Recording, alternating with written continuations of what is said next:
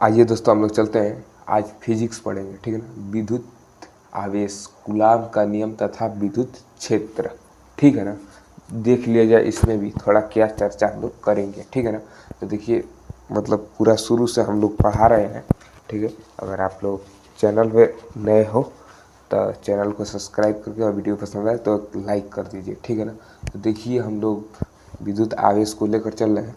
अगर आप लोग को जहाँ से न समझ में आए आप लोग बस वहीं से कमेंट कीजिए उसी टॉपिक पर, ठीक है ना। और देखिए हम लोग विद्युत आवेश मतलब पहला हम लोग की हेडिंग रहेगी क्या, विद्युत आवेश, ठीक है ना। विद्युत आवेश, विद्युत आवेश देखिए इसको इंग्लिश में बोलते हैं इलेक्ट्रिक चार्ज, इलेक्ट्रिक चार्ज, ठीक है। इलेक्ट्रिक चार्ज बोलते हैं इसको इंग्लिश में, ठीक है। तो इसको इंग्लिश में इलेक्ट्रिक चार्ज बोलते हैं। हाँ, इसका डिफिनीशन यानी इसका परिभाषा क्या होगा, ठीक है ना। परिभाषा, ठीक है ना। इसका परिभाषा क्या होता है देखिए, किसका, तो विद्युत आवेश का।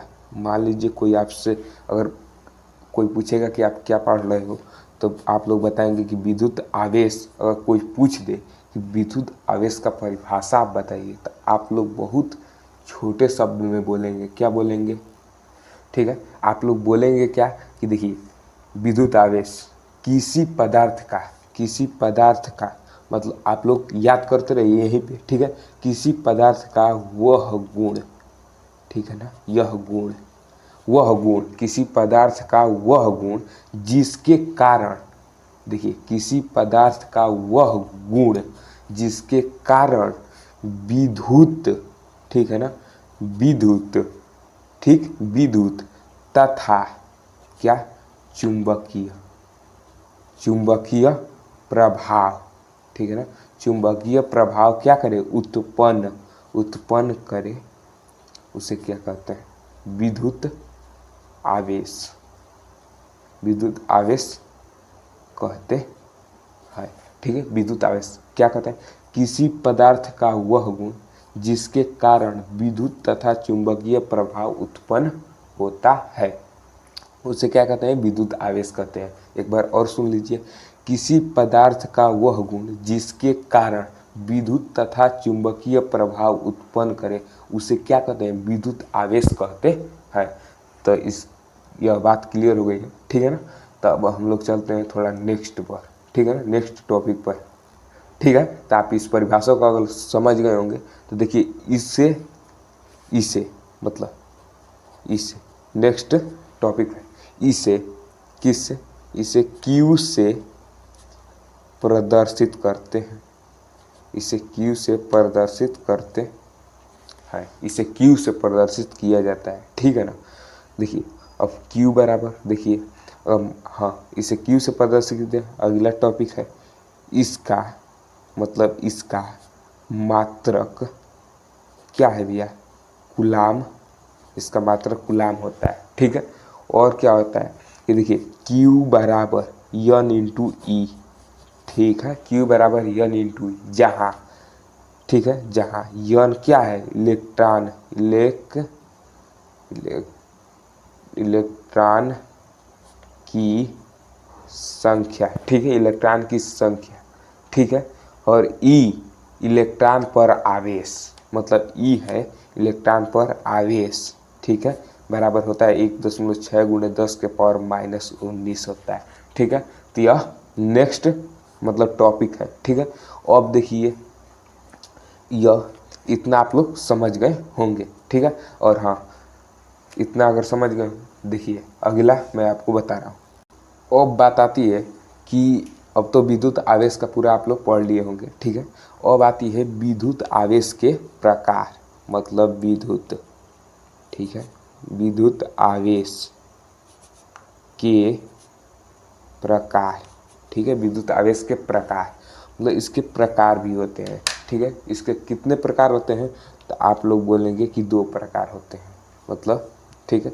तो 2 प्रकार होते हैं। पहला होता है इसमें क्या होता है कि धन आवेश, धन आवेश। दूसरा क्या होता है ऋण ऋण आवेश, ऋण आवेश, ठीक है, ऋण आवेश, ठीक है, इतना आपको जान गए। अब आती है बात कि धन आवेश किसे कहते हैं। अब आती है बात कि धन आवेश किसे कहते हैं, ठीक है ना।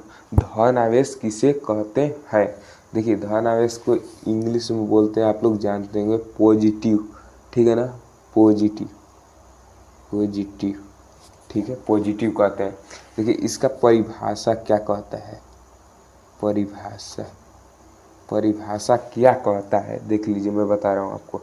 जिसमें देखिए किसी पदार्थ पर, मान लीजिए कोई यहाँ पर पदार्थ है, ठीक है, या कोई पदार्थ है, किसी पदार्थ पर इलेक्ट्रॉन, मतलब आप लोग जानते होंगे इलेक्ट्रॉन, इलेक्ट्रॉन, किसी पदार्थ पर इलेक्ट्रॉन की क्या हो जाना, कमी हो जाना, ठीक है ना, मतलब यही इसमें मुख्य है, कमी।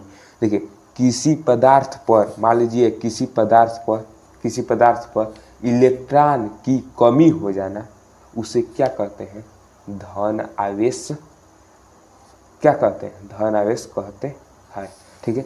इसका मैं लिख दे रहा हूँ, किसी पदार्थ पर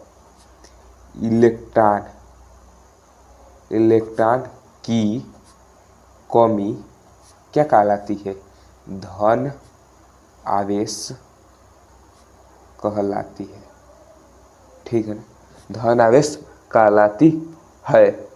जैसे में मैं आप लोग को एग्जाम्पल मैं एक दे दे रहा हूँ, यदि एक कांच की छड़, मान लीजिए यहाँ पे यदि एक कांच का, जिसे मान लीजिए एक कांच का छड़ है, मतलब एक कांच का, इसी तो छड़ नहीं, मान लीजिए यहाँ पर एक कांच की छड़ है, ठीक है, कांच की छड़, अगर कोई कपड़े पर, मान लीजिए यहाँ पर कोई कपड़ा है, इसमें अगर रगड़ा जाए तब क्या होगा, वहाँ पर क्या होगा, पॉजिटिव आवेश उत्पन्न होगा, यानी धन आवेश उत्पन्न होगा, ठीक है। तो आप लोग एक एग्जाम्पल भी समझ गए होंगे, ठीक है, अगर ना समझ आए आप लोग कमेंट कर दीजिएगा, ठीक है। अब आती है बात कि ऋण आवेश, ठीक है ना, तो मैं ऋण आवेश, अब आती है बात कि ऋण आवेश किसे कहते हैं, ऋण आवेश किसे कहते हैं, सेम उसका विपरीत, ठीक है ना, जैसे आप धन आवेश का परिभाषा सुने हैं उसका सेम विपरीत कर दीजिए, ठीक है। मतलब विपरीत का मतलब कि मान लीजिए कोई पदार्थ, यहाँ पर कोई पदार्थ है, ठीक है, इस पर इलेक्ट्रॉन की क्या हो जाना, इलेक्ट्रॉन की अधिकता हो जाना, मतलब इलेक्ट्रॉन की मतलब अधिक, मतलब वहाँ पे क्या हो जाए, इलेक्ट्रॉन अधिकता के कारण वहाँ पे आवेश उत्पन्न करे, उसे क्या कहते हैं, ऋण आवेश कहते हैं। मान लीजिए कोई पदार्थ है, उस पर इलेक्ट्रॉन का अगर अधिक हो रहा है, मतलब वो त्याग रहा है, तो वहाँ पर क्या होगा, ऋण आवेश होगा, ऋण आवेश, ठीक है, ऋण आवेश होगा, मतलब ऋण आवेश उसे कहते हैं, होगा नहीं, कहते ही हैं, ठीक है। तो आप लोग इस परिभाषा को याद कर लीजिए। क्या याद करना है, किसी पदार्थ पर इलेक्ट्रॉन की अधिकता क्या कहलाती है, ऋण आवेश कहलाती है, बस इतना आप बोल दीजिए, ठीक है ना। तो इतना आपको समझ में आ गया। मैं इसका एग्जाम्पल एक दे दे रहा हूँ आपको। क्या एग्जाम्पल है, यदि एबोनाइट की छड़ को फिर से रगड़ा जाए, मैंने फर से रगड़ा जाए, ठीक है, जैसे में मान लीजिए यहाँ पर कोई एबोनाइट है, मतलब अब एबोनाइट तो हम देखे नहीं हैं, ठीक है, मान लीजिए कोई सपोज डेट यहाँ पर कोई एबोनाइट है यहाँ पर, ठीक है, और इस पर क्या फर, मतलब फर भी हम नहीं देखे हैं, ठीक है। तो मान लीजिए इसको कैसे हम बना देते हैं, इससे अगर रगड़ा जाए, अगर मान लीजिए अगर रगड़ रहे हैं इसमें, तो इसमें क्या होगी, इलेक्ट्रॉन की अधिकता होगी, जिससे इलेक्ट्रॉन इसमें से मतलब इसमें त्यागेंगे, मतलब यह त्याग करेंगे, मतलब यहाँ पे क्या होगा, ऋण आवेश उत्पन्न होगा। इससे क्या कहेंगे उसको कि ऋण आवेश बोलेंगे, ठीक है ना। ऋण आवेश का आपको कॉन्सेप्ट क्लियर हो गया, ठीक है ना। अब हम लोग चलते हैं कुछ नेक्स्ट टॉपिक पर। अब आती है बात कि सजातीय आवेश किसे कहते हैं। ठीक है, अगर सजातीय आवेश आपसे पूछे कि सजातीय आवेश किसे कहते हैं तो मैं आपको बता दे रहा हूँ। सजातीय किसे कहते हैं कि देखिए, जहाँ पर क्या हो, प्रतिकर्षण हो, प्रतिकर्षण नहीं सॉरी, हाँ, सजातीय आवेश का मतलब होता है प्रतिकर्षण। ठीक है, अब प्रतिकर्षण कैसे होगी तो मैं आपको बता दे रहा हूँ। ठीक है, जैसे मान लीजिए कि यहाँ पर कोई आवेश है और यहाँ पर कोई आवेश है। ठीक है, और इसका भी क्या है, इसमें धन आयन है। ठीक है, धन आयन, और इस पर भी धन आयन। ठीक है, तब यह क्या करेगा, यह क्या करेगा, यहाँ से इसमें क्या होगा, प्रतिकर्षण होगा। अब कहोगे कि क्यों होगा, क्यों, तो देखिए इसमें समान चिन्ह वाले आवेश है, तब क्या होगा, जब समान चिन्ह वाले आवेश रहते हैं तो इसमें प्रतिकर्षण होता है। ठीक है ना, प्रतिकर्षण, और यही असमान चिन्ह वाले होते तो क्या होगा, आकर्षण होता। मतलब अ से आकर्षण यानी अ से असमान, अब प्रतिकर्षण का मतलब माने प्लस वाला, मतलब आप जानते हो। ठीक है, तो प्लस वाला होगा तो क्या होगा, प्रतिकर्षण। आकर्षण का मतलब क्या होगा, यहाँ पे अगर असमान चिन्ह वाले रहते हैं तो क्या होता है, आकर्षण हो जाता है। अब जिसे मान लीजिए, अब आकर्षण के लिए क्या होता है तो मैं बता दे रहा हूँ आपको, विजातीय, विजातीय आवेश। ठीक है ना, विजातीय आवेश। अब कहोगे कि यह क्या होता है, तो यह, इसमें क्या होता है, इसका मतलब होता है आकर्षण, आकर्षण। और कहोगे कि आकर्षण का मतलब क्या होता है, तो देखिए दो यहाँ पर आवेश हो, यहाँ पर मान लीजिए प्लस, ठीक, और यहाँ पर माइनस माइनस, तो क्या होगा, इनके बीच का क्या होगा, आकर्षण होगा। ठीक, अगर यहाँ पर मान लीजिए कि यहाँ पर क्या होगा, एक और आवेश है मान लीजिए, और यहाँ पर माइनस माइनस है और यहाँ पर भी माइनस माइनस, तभी भी क्या होगा, प्रतिकर्षण होगा। क्यों होगा, क्योंकि समान चिन्ह है दोनों का। ठीक है, समान चिन्ह वाले प्रतिकर्षण और समान चिन्ह वाले आकर्षण, कुछ भी हो। ठीक है ना, तो आप लोग को समझ में आ गया होगा। ठीक है ना, अगला हेडिंग हम लोग का क्या है कि विद्युत आवेश के गुण। ठीक है, विद्युत आवेश के गुण क्या होते हैं, निम्नवत होते हैं, निम्नवत होते हैं। ठीक, निम्नवत। अब मान लीजिए उसमें से पहला ले लें तो क्या होता है, आकर्षण तथा प्रतिकर्षण, कर्षण। ठीक है ना, आकर्षण तथा प्रतिकर्षण। इसका मतलब क्या होता है कि देखिए, अगर सजातीय आवेश होंगे तब क्या होगा। ठीक है, तो मान लीजिए आकर्षण तथा प्रतिकर्षण का मतलब आपको मैं बता रहा हूँ कि सजातीय, सजातीय आवेश, सजातीय आवेश होंगे तो क्या होगा, एक दूसरे का, एक दूसरे को क्या करेंगे, प्रतिकर्षित करेंगे, प्रतिकर्षित करेंगे। ठीक है ना, इतना आपको समझ में आ गया। अगर विजातीय आवेश होंगे, विजातीय, ठीक है, मान लीजिए विजातीय आवेश हो गए। ठीक है ना, विजातीय आवेश हो गए, विजातीय आवेश, तब क्या होगा, एक दूसरे को क्या करेगा, आकर्षण करेगा। ठीक है ना, आकर्षण करेगा। अब सजातीय आवेश और विजातीय आवेश मैंने ऊपर आपको बता दिया है। अब इसमें तो पहला आपको कॉन्सेप्ट क्लियर। अब आता है दूसरा कॉन्सेप्ट। अगला टॉपिक हम लोग का क्या है कि आवेश संरक्षण, मतलब यह गुण ही है उसमें का, विद्युत आवेश का गुण में का दूसरा का पार्ट है। ठीक है ना, दूसरा का पार्ट ये आवेश संरक्षण। देखिए आवेश संरक्षण का मतलब होता है क्या कि आवेश को न तो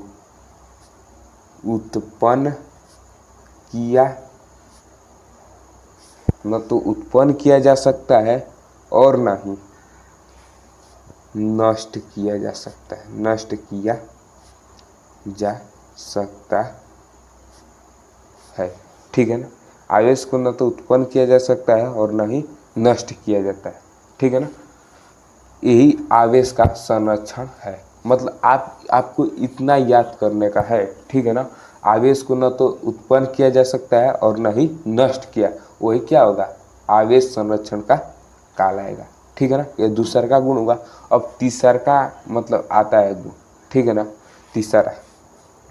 तीसरा आपको क्या आता है भैया, आवेश का क्वांटीकरण,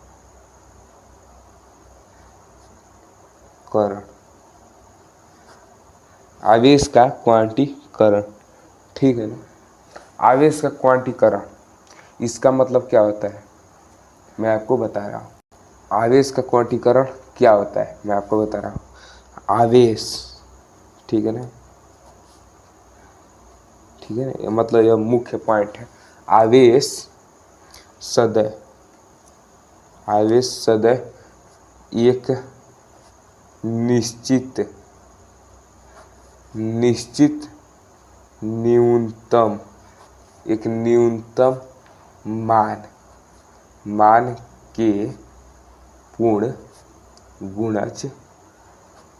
गुणज के रूप में क्या होता है, आप लोग कहोगे उत्पन्न होता है, बिल्कुल उत्पन्न होता है, ठीक है। इतना आपको समझ में आ गया, ठीक है। अब इसका मतलब क्या हुआ कि देखिए आपको Q बराबर N इंटू ई होता है, ठीक है। जहाँ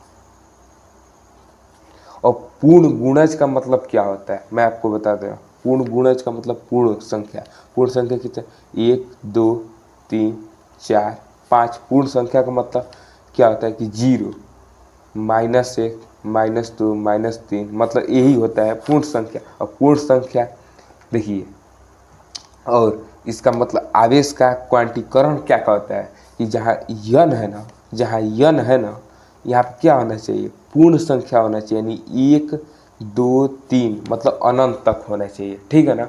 लेकिन अब इसका एक शर्त है, शर्त में क्या है भैया, शर्त क्या है इसका कि यन का मान न तो किस में होना चाहिए, न तो दशमलव और न किस में, न तो दशमलव और न भिन्न में होना चाहिए, ठीक है। न तो दशमलव में न तो भिन्न में। अगर मान लो आपको कोई क्वेश्चन दे देता है कि निम्न में से कौन सा मैं आपको बता रहा हूँ, कौन सा पूर्ण गुणज नहीं है। पहला आपका ऑप्शन होगा कि 5/4 ई, फिर दूसरा कि -3 ई, तीसरा आपका क्या होगा कि 4 ई, ठीक है। और चौथा क्या होगा आपका कि 0.5 ई, ठीक है। तो इसमें से कौन नहीं है, मतलब यहाँ पे दशमलव नहीं है, ठीक है ना, दशमलव मतलब 5 ही है बस, ठीक है। कौन नहीं है तो आप लोग क्या कहोगे कि यह भिन्न वाला नहीं है, क्योंकि यह भिन्न में है, ठीक है ना, यह भिन्न में है, तो यही नहीं ना है, तो यही क्या होगा आपका सही होगा। और ये तो है, ये सब है, ठीक है ना, ये सब है, तब क्या कहोगे, इसी को कहोगे, तो यही आपका क्या होगा, आंसर होगा। आपको इसी तरह MCQ में सब पूछे जाएंगे, ठीक है ना। तो आप लोग इस छोटे छोटे बात पर ध्यान रखिएगा, ठीक है। अब मैं आपको एक क्वेश्चन देता हूँ, ठीक है, उसको भी आप लोग भी लगाइए, और नहीं आएगा आपको तो मैं भी बताऊँगा, ठीक है ना। देखिए वो क्वेश्चन क्या है, तो यहाँ पर हमने आपको क्वेश्चन दे दिया, ठीक है। अब क्वेश्चन क्या बोला, एक धातु के गोले पर इतना कूलाम ऋण आवेश उपस्थित है, तो इस पर सामान्य अवस्था में कितने इलेक्ट्रॉन की अधिकता या कम होगी, ठीक है ना, कम है, ठीक है, कम है। तो आप लोग क्या करेंगे, आप लोग को मैं बताया था, क्या बताया था कि जब भी कोई पदार्थ हो, उस पर क्या हो, इलेक्ट्रॉन की क्या हो, ऋण आवेश हो, तो ऋण आवेश में आपको क्या बताया था कि इलेक्ट्रॉन की क्या होती है, अधिकता होती है।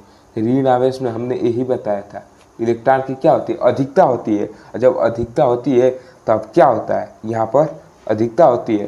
तो अगर ऋण आवेश में हमने बताया था आपको अधिकता होती है, तो यहाँ पर क्या पूछा है, इलेक्ट्रॉन की अधिक होगी या कम। तो आप लोग को ऐसे ही मालूम चलेगा कि यहाँ पर तो इलेक्ट्रॉन की अधिकता होगी, ठीक है। तो अधिकता यहाँ पर एक आंसर हो गया। और इसका हमको इलेक्ट्रॉन की मतलब संख्या बताना है। तो आपको क्या होता है, एक फार्मूला Q बराबर N इंटू ई, जहाँ Q बराबर आपको दे दिया है कि 2.0 गुणे 10 के पावर 9 माइनस 9 कूलाम, ठीक है ना, कूलाम आपको दे दिया है, ठीक है।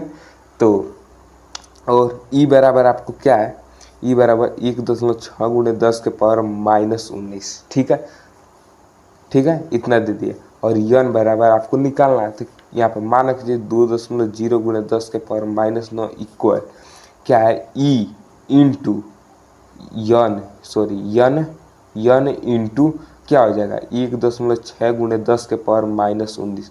अब यह गुणा करेगा यानी भाग करेगा, यन बराबर क्या हो जाएगा, 2.0 गुणे 10 के पावर माइनस 9 अपान में 1.6 गुणे 10 के पावर माइनस 19, ठीक है। यन बराबर आपका क्या हो जाएगा, 2 गुणे 10 के पावर माइनस 9, यहाँ पे दशमलव अभी हट भी सकता है आपका, ठीक है। ये इस पे प्लस है, इधर आकर क्या हो जाएगा, यहाँ पे माइनस है, इधर आकर क्या हो जाएगा, प्लस 19 हो जाता है इस पर, ठीक है। और यहाँ पर क्या होगा, 1.6 पॉइंट, ठीक है। अब क्या होगा, यन बराबर आपका क्या हो जाएगा कि 2 गुणे, अब इसमें से आप क्या करेंगे, 9 घटा देंगे यानी 10 के पावर प्लस 10 हो जाएगा, और अपान में 1.6, तब क्या हो जाएगा, ऊपर 10 से गुणा कर दीजिए आप लोग। तो क्या हो जाएगा, यन बराबर ऊपर 20 गुणे 10 के पावर 10 अपान में 16, यानी 4 पचे 20, 4 चौका 16। यन बराबर हम लोग का हो जाएगा 5 गुणे 10 के पावर 10 अपान में 4। अब यहाँ पर आप इसमें भाग दे दीजिए, 4 एकम 4, ठीक है, 10.4 दूना के 8, 2 गुणे 10 के पावर 10। यही क्या होगा, आपका हो सके तो आंसर हो सकता है, ठीक है। तो यही आपका क्या होगा, आंसर होगा, ठीक है। तो आप लोग के इतना आपको समझ में आया होगा, ठीक है। अब मैं एक बार और आपको मैं बता दे रहा हूँ, ठीक है। देखिए, जब ऋण आवेश, जब आप पर ऋण आवेश दे दे, अगर मान लीजिए कि कूलाम में ऋण आवेश आप पर दे दे, तो यहाँ पे अधिक या कम पूछे, तो आप ऋण आवेश वाला जो आपने क्या डिफिनेशन उसका पढ़ा था, उसी को क्या लेंगे, वो वहाँ पे लगा देंगे। तो क्या होगा, ऋण आवेश का आपने परिभाषा क्या पढ़ता कि इलेक्ट्रॉन की क्या होना, अधिकता होना। यहाँ पे अधिकता या कम पूछ रहा है, तो आपको क्या लेना है, अधिकता लेना है, क्योंकि ऋण आवेश बोला है, ठीक है ना। अगर यहाँ पे धन आवेश बोला होता तो यहाँ पे कमी होती, यहाँ पे कमी हम लोग लिखते।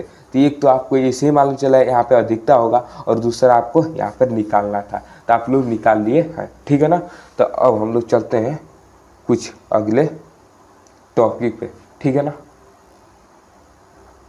अब आपको क्या पढ़ना है, कूलाम का नियम, ठीक है ना। बहुत खतरनाक टॉपिक पर अब लोग हम लोग आ गए हैं, ठीक है ना। कूलाम का नियम, कूलाम का नियम का पहले परिभाषा आप लोग जान लीजिए, ठीक है। तो परिभाषा कैसे जानेंगे, आप लोग को मैं चित्र बनाकर दिखाऊंगा, ठीक है ना। तो देखिए, पहले एक बार परिभाषा को आप लोग सुन लीजिए। देखिए, दो स्थिर बिंदु, ठीक है ना। आप परिभाषा को लिखते भी जाए, मतलब यहाँ पर लिख भी दें, दो स्थिर बिंदु, दो स्थिर बिंदु आवेश के बीच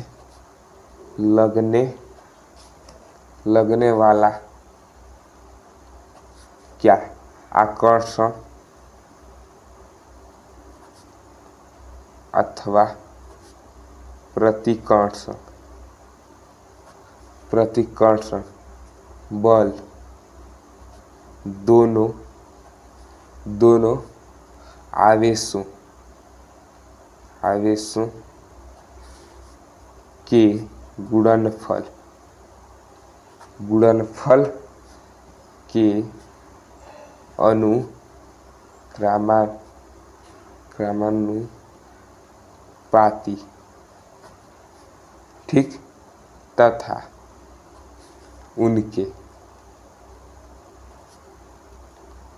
उनके बीच की दूरी के वर्ग के क्या होगा, व्युत्क्रमानुपाती होता है। देखिए आपको यहाँ पे परिभाषा मैंने लिख दिया है, अब आपको समझाना है इसी ऊपर का। दो स्थिर आवेश, पहले दो स्थिर आवेश यहाँ पर आप जान लीजिए, ठीक है। मतलब आगे चित्र में बना दिया तो आप लोगों को परिभाषा याद हो जाएगी। दो स्थिर बिंदु आवेश, मान लीजिए कि यहाँ पर एक स्थिर दो बिंदु आवेश है, उनके बीच लगने वाला आकर्षण या प्रतिकर्षण बल, ठीक है ना। तो मान लीजिए इसके बीच कोई F कार्य कर रहा है, ठीक है ना, इनके बीच, ठीक है, लगने वाला बल के गुणनफल के अनुक्रमानुपाती होता है। तो यहाँ पर F प्रोपोर्शनल, इसका नाम दे दीजिए Q1 और Q2, क्योंकि आवेश को Q से दर्शाते हैं। तो Q1 और Q2, तो ये क्या होगा, यह Q1 इंटू Q2 यानी इन दोनों के गुणनफल, यहाँ पे इंटू है तो गुणनफल के अनुक्रमानुपाती होता है बल, ठीक है। तो यहाँ पर आपका समीकरण 1 बनता है, ठीक। तथा उनके बीच की दूरी, यहाँ पर इनके बीच का दूरी मान लीजिए आपका r है, ठीक है। इस आवेश के बीच की दूरी, मतलब यहाँ पर दो आवेश हैं, इनके बीच की जो दूरी होगी वो r होगी, और इनके बीच का जो बल होगा वो F होगा, आकर्षण हो या प्रतिकर्षण हो, ठीक है ना। तो देखिए तब क्या होगा कि F प्रोपोर्शनल 1/r², हमने इसको नहीं लिखा, परिभाषा ने इसको लिखा है, ठीक है। देखिए कहाँ पे, तथा उनके बीच की दूरी, दूरी क्या है, r है, दूरी r के वर्ग के व्युत्क्रमानुपाती, ठीक है ना। अब कहोगे कि व्युत्क्रमानुपाती कैसे लिखेंगे, व्युत्क्रमानुपाती कैसे लिखेंगे, तो देखिए F प्रोपोर्शनल r², और इस अब क्या होगा जब इसको कैसे व्युत्क्रमण, यहाँ पे 1/, दे देंगे तो क्या हो जाएगा, इसके व्युत्क्रमानुपाती हो जाएगा, ठीक है ना, यानी उल्टा हो जाएगा, ठीक है ना। तो यहाँ पर इसका समीकरण 2 बन गया। अब क्या करना है आपको, यहाँ पर इसके यहाँ पर दो आगे यहाँ पर क्या है, समान है, तो इसके मान पर अगर रख सकते हो आप लोग, तो क्या हो जाएगा कि F प्रोपोर्शनल Q1 Q2/r² होगा, r², जहाँ अगर इसको आप हटाएंगे तो लगता है 1/4πε0 इंटू Q1 Q2/r², ठीक है। यही आपका क्या है, कूलाम का नियम है, कूलाम का नियम आपको समझ में आ गया होगा, ठीक है। देखिए अब क्या होता है कि 1/4πε0, ठीक है, इसका मतलब 9 × 10⁻⁹ इसका क्या होगा, बराबर होता है, ठीक है ना, इतना के बराबर। अब इस पर मैं आपको एक क्वेश्चन दूंगा, आप लोग बिल्कुल समझ जाएंगे, ठीक है। आपको यहाँ पर क्वेश्चन दिख रहा होगा, ठीक है ना। देखिए कितना आसान है, दो आवेश +2 कूलाम तथा +6 कूलाम एक दूसरे से 4 सेंटीमीटर की दूरी पर स्थित है। देखिए मैं चित्र बनाऊंगा, आप लोग एकदम समझ जाएंगे। दो आवेश, एक का +2 एक का +6, इनके बीच का दूरी क्या है, 4 सेंटीमीटर, 4 सेंटीमीटर, ठीक है। तो आप लोग समझ गए होंगे उस कूलाम के नियम के अनुसार। आप तो इसको Q1 माने थे और इसको Q2 माने थे और इसको R माने थे, तो इसका मतलब ये हुआ कि Q1 = 2 और Q2 = 6 और R = 4 सेमी।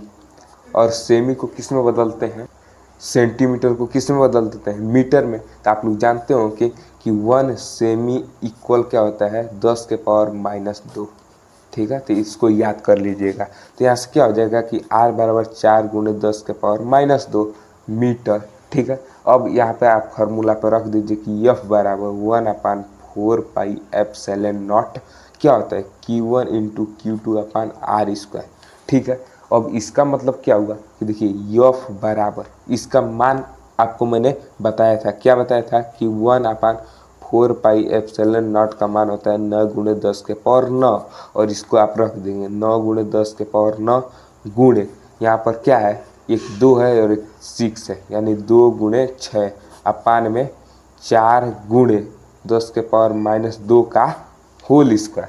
तब क्या होगा कि यफ बराबर आपका क्या होगा 9 गुणे 10 के पावर 9, यानी 6 दूना के 12 और 12 नवैया 108 गुणे 10 के पावर 9 अपान में, इसका मतलब हो जाएगा 4 चौके के 16 और 2 दूनी के 4 10 के पावर -4। तो क्या हो जाएगा यह बराबर, इसको ऊपर ले जाएंगे तो यह माइनस है तो प्लस हो जाएगा, यानी 108 गुणे 10 के पावर 9 + 4 अपान में 16। ठीक है, इतना आपको दिख रहा है। तब क्या हो जाएगा कि यफ बराबर आप क्या करेंगे कि 108 गुणे 10 के पावर 9 4 13 अपान में 16। अब इसको क्या करेंगे, अगर इसका अगर भाग आप देते हैं तो कितना आपको आता है जानते हैं, यहाँ पर आ जाएगा आपका कि 6.75 गुणे 10 के पावर 13 न्यूटन। ठीक है, आप दे भी सकते हैं, ठीक है ना। तो आपको यह समझ में आ गया होगा। ठीक है, देखिए कितना आसान था क्वेश्चन। ठीक है, तो ऐसे ही आप लोग न्यूमेरिकल भी लगा लेंगे धीरे धीरे। ठीक है, और चैनल बनाए, चैनल को सब्सक्राइब में रखिए हमेशा, ठीक है ना, किसी भी हालत में। ठीक है, अब मैं एक और आपको क्वेश्चन दूंगा, ठीक है, आप लोग उसको देखिए, ठीक है ना। आइए देखिए, हम लोग का अगला टॉपिक है कूलाम के नियम से संबंधित कुछ महत्वपूर्ण तथ्य। ठीक है ना, अब तथ्य पर हम लोग थोड़ा चर्चा करेंगे। ठीक है ना, देखिए हम लोग को क्या हमको पढ़ना, कूलाम के नियम से जो हम लोग का निष्कर्ष निकलता है उसमें कुछ तथ्य होते हैं, कुछ गुण भी होता है, कुछ विधियाँ भी होती है, उसको हम लोग अब जानेंगे। देखिए पहला सबसे गुण क्या है, इसमें थोड़ा देख लिया जाए हम लोग भी। कूलाम का नियम, कूलाम नियम स्थिर एवं बिंदुवत आवेश जिनका आकार आवेश के मध्य दूरी पर दूरी की तुलना में नगण्य होता है। ठीक है ना, अब मैं आपको बता रहा हूँ, इसमें से पहला इसका निष्कर्ष निकलता है कि आवेश, ठीक है ना, आवेश, ठीक है, आवेश मैं आपको बता रहा हूँ, आवेश, आवेश की गतिशील, आवेश की गतिशील, आवेश की गतिशील अवस्था में, गतिशील अवस्था में इनके मध्य विद्युत बल, मध्य विद्युत बल क्या होता है, बल के साथ साथ चुंबकीय बल, चुंबकीय बल, चुंबकीय बल क्या होता है, कार्य करता है। आप लोग कहोगे कि कैसे और कहाँ से, ठीक है ना, आप लोग कहेंगे कि कैसे और कहाँ से। ठीक है, आप लोग कहेंगे कि कैसे कार्य करता है आवेश। देखिए इसमें इस मतलब इस परिभाषा से इसका निष्कर्ष निकलता है कि जैसे मान लीजिए कि यहाँ पे 2 आवेश है, ठीक है, 2 आवेश है, इनके बीच मान लीजिए Q1 है और एक Q2 है, तो इनके बीच का मान लीजिए कि यह प्लस है और यह भी प्लस, Q1 और Q2, इनके बीच चुंबकीय बल कार्य करता है।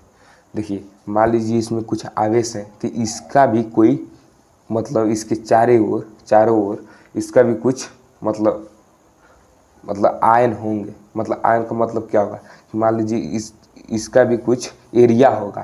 जैसे मान लीजिए कि कहीं पे, जैसे मान लीजिए यहाँ पर आग है और ये आग का भी तो एरिया होगा ना, कि इतने अगर आप अंदर जाएंगे तो ये क्या होगा, आपको जला देगा। उसी प्रकार यहाँ पर क्या है कि यहाँ पर धन आयन है और इसका भी क्या है, एक एरिया है। तो यहाँ इस पर भी एरिया है और इस पर भी एरिया है, ठीक है ना।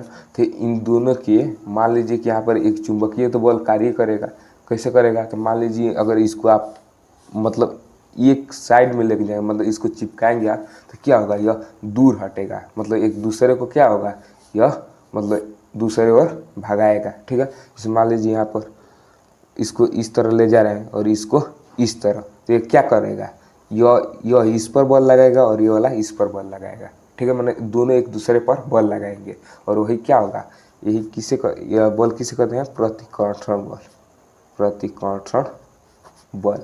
और प्रतिकर्षण बल कैसे उत्पन्न होता है? चुंबकीय बल के कारण, ठीक है, चुंबकीय बल। और प्रतिकर्षण बल होता कब है? जब दो आवेशों के बीच क्या होता है? जब एक चुंबकीय बल कार्य करता है। तो आप इसका मतलब यही हुआ, ठीक है ना, यही हुआ। और दूसरा मतलब आता है क्या टॉपिक कि गुलाम बल व्युत्क्रम वर्ग नियम का पालन करता है। इसे मान लीजिए कि यहाँ पर कह रहा है कि गुलाम बल क्या करता है? व्युत्क्रम वर्ग नियम का क्या करता है? नियम का पालन करता है। इसे मान लीजिए गुलाम बल का मतलब यफ, ठीक है, यफ। और ये किसका वर्ग का पालन करता है? तो व्युत्क्रम के वर्ग का, ठीक है। इसे मान लीजिए कि इसके व्युत्क्रम प्रोपोर्शनल और यहाँ पे 1/r का। अब जिसे मान लीजिए इसका मतलब क्या हुआ? इसका, ठीक, इसका मतलब हुआ क्या कि मान लीजिए यहाँ पे दो आवेश है, ठीक है, दो आवेश है, यह Q1 है और यह Q2 है। इनकी बीच की दूरी r है हमको, ठीक। और इन दोनों के बीच एक बल भी कार्य करता है, वह बल क्या होता है? यफ होता है, ठीक है ना, यफ होता है। और इनकी बीच की दूरी है r, ठीक है ना। तो यह बल क्या करता है? इन दोनों ये r के व्युत्क्रमानुपाती होता है और इसके वर्ग के बराबर होता है, ठीक है ना। वो इसका कहने का मतलब यफ प्रोपोर्शनल टू 1/r², ठीक है, या r²। यही इसका मतलब यह बल क्या करता है? इसके वर्ग के व्युत्क्रमानुपाती होता है, ठीक है। इसका मतलब ये हुआ, ठीक है। तो इसको भी आप समझ गए होंगे। और बात आती है तीसरे की। देखिए गुलाम बल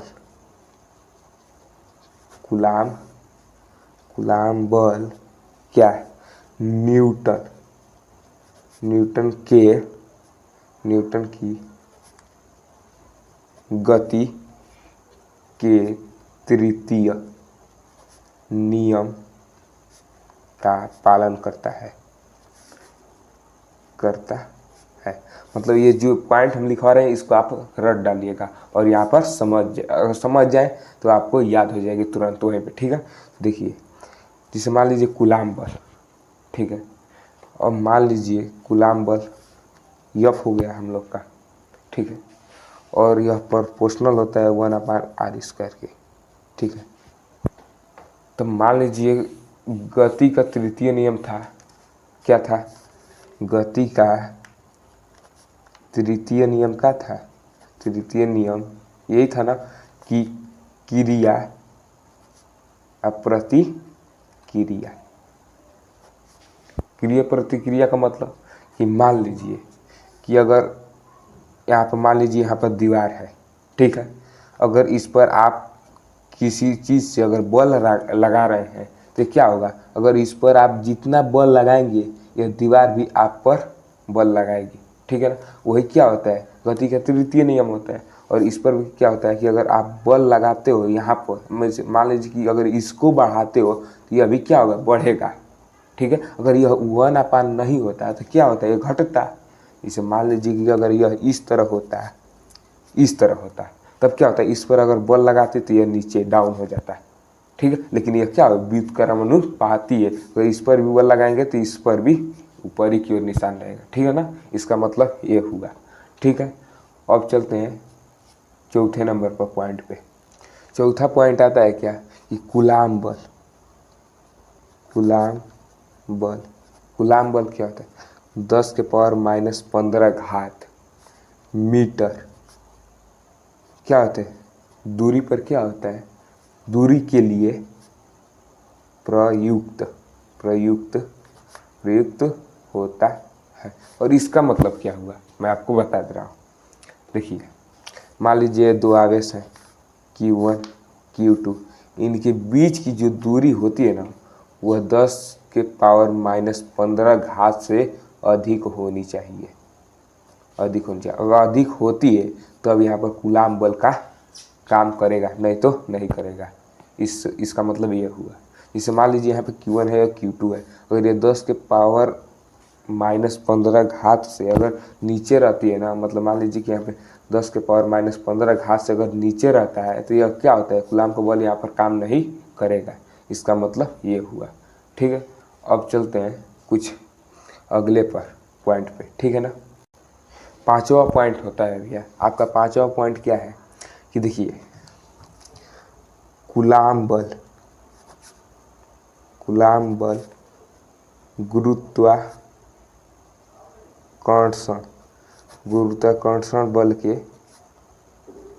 समान होता है, ठीक है। मतलब ये प्रकृति में समान होते हैं, ठीक है ना। सॉरी, यहाँ पर क्या है, मान लीजिए यहाँ पर प्रकृति में समान होते हैं, ठीक है ना। ये प्रकृति में समान होते हैं कैसे, तो देखिए यहाँ पर होता है कि F बराबर G, ठीक ना, स्मॉल g G1 और G2 अपान R स्क्वायर। यहाँ पर क्या है, F बराबर K into Q1 plus Q2 अपान R स्क्वायर, ठीक है। तो देखिए यह सेम एक दूसरे को मिल रहे हैं। देखिए मतलब यह क्या है, गुरुत्वाकर्षण बल, यह क्या है, कूलाम बल, कूलाम बल, कूलाम बल, ठीक है। गुरुत्वाकर्षण बल या कूलाम बल है। देखिए गुरुत्वाकर्षण बल की एक विशेषता होती है कि बस इसमें क्या होता है, आकर्षण बल की, आकर्षण बल मतलब इसमें आकर्षण बल की क्रिया होती है, और इसमें कूलाम बल में आकर्षण, आकर्षण तथा प्रतिकर्षण, आकर्षण तथा प्रतिकर्षण, इसमें दोनों की प्रक्रिया होती है। इसमें और गुण है, मैं आपको बता रहा हूँ। इसमें दूसरा पॉइंट आता है क्या कि देखिए गुरुत्वीय बल, मतलब गुरुत्वीय बल क्या होता है, गुरुत्वीय बल पिंडों के मध्य उपस्थित माध्यम पर निर्भर नहीं करता है, ठीक है। जबकि विद्युत बल माध्यम की विद्युतशीलता पर निर्भर करता है। इसका मतलब यह हुआ कि जैसे मान लीजिए कि जो G का मान होता है, वो G का मान होता है, वह जो G का मान होता है ना, उपस्थित माध्यम पर निर्भर नहीं करता है, उपस्थित माध्यम पर निर्भर नहीं करता है। जबकि यह क्या होता है, कूलाम बल, जो कूलाम बल मतलब विद्युत बल, ठीक है ना, मतलब विद्युत, इसको काटिए, विद्युत बल क्या होता है, विद्युत बल क्या होता है भैया कि विद्युतशीलता पर, विद्युतशीलता, विद्युतशीलता पर क्या होता है, निर्भर होता है, मतलब निर्भर होता है, ठीक है ना, विद्युतशीलता पर निर्भर रहता है, ठीक है। और एक और इसमें तीसरा पॉइंट है, क्या है मैं आपको बता रहा हूँ। तीसरा बहुत इम्पोर्टेंट है, क्या इम्पोर्टेंट है कि स्थिर बल, स्थिर बल, स्थिर बल क्या होता है, स्थिर बल गुरुत्वीय बल, गुरुत्वीय बल क्या होता है, गुरुत्वीय बल की तुलना में क्या होता है, में लगभग 10⁻⁻40 गुना क्या होता है, प्रबल होता